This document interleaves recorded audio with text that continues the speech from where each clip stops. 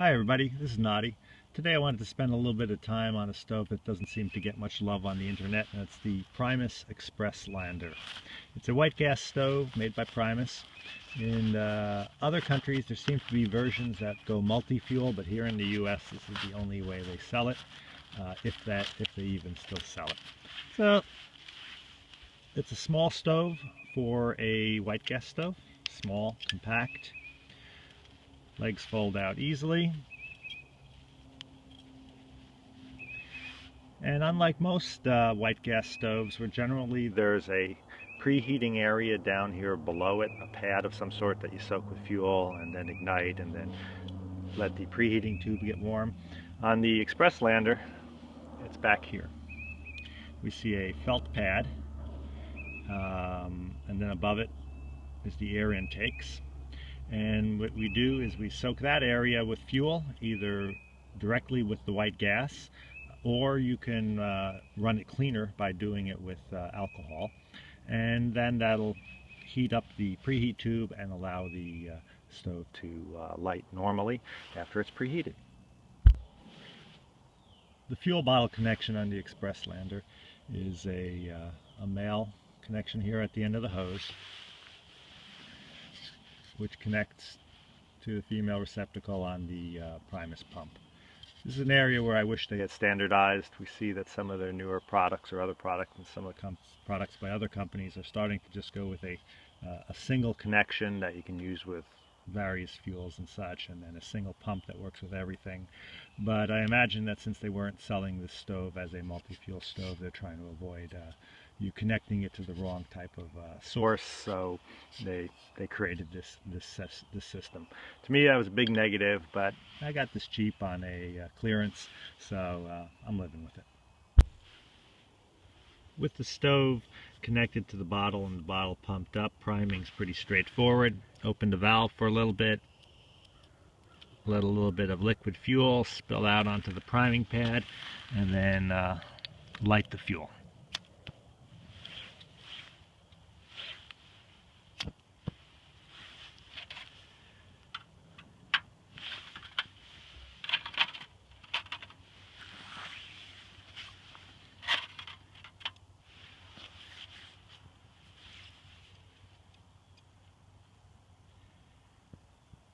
Some people have complained that they find this stove to be a little bit difficult to prime, or more difficult than other white gas stoves. My primary experience is with a whisper light, and I don't find this stove to be any more difficult to prime than the whisper light is.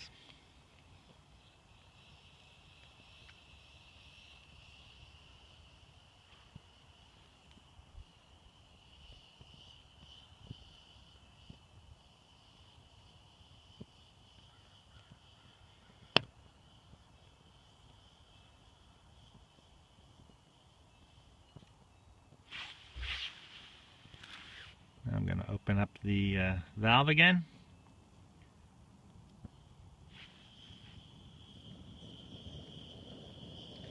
And there we go. Of course it's invisible because it's burning fairly cleanly. Even to my naked eye here, I can't see the flame, but you can definitely hear the jets going. The pot supports are pretty nice. Wide enough for larger pots.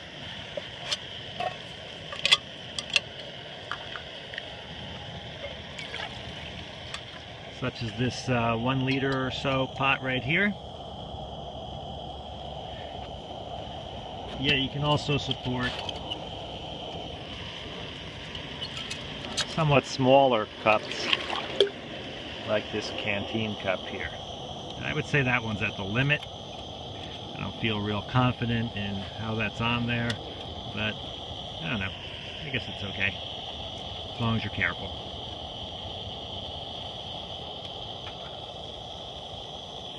Last feature of this stove, which I like a lot, and it's typical of these stoves in the Primus line, is that rather than just turn off your stove at the valve and then end up with a fuel line that's full of fuel that spills out after you disconnect it and put it in your pack, it's just a bad situation.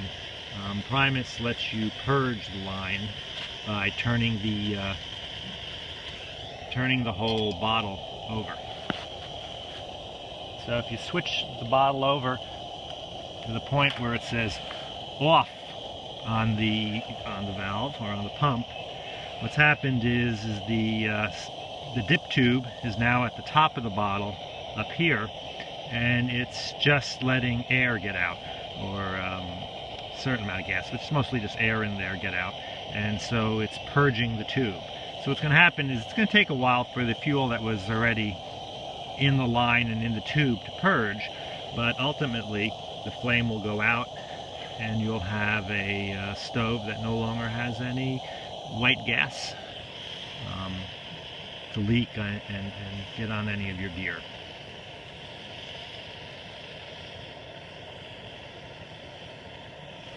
Let's see how long it takes for that to happen. Generally around a minute or so.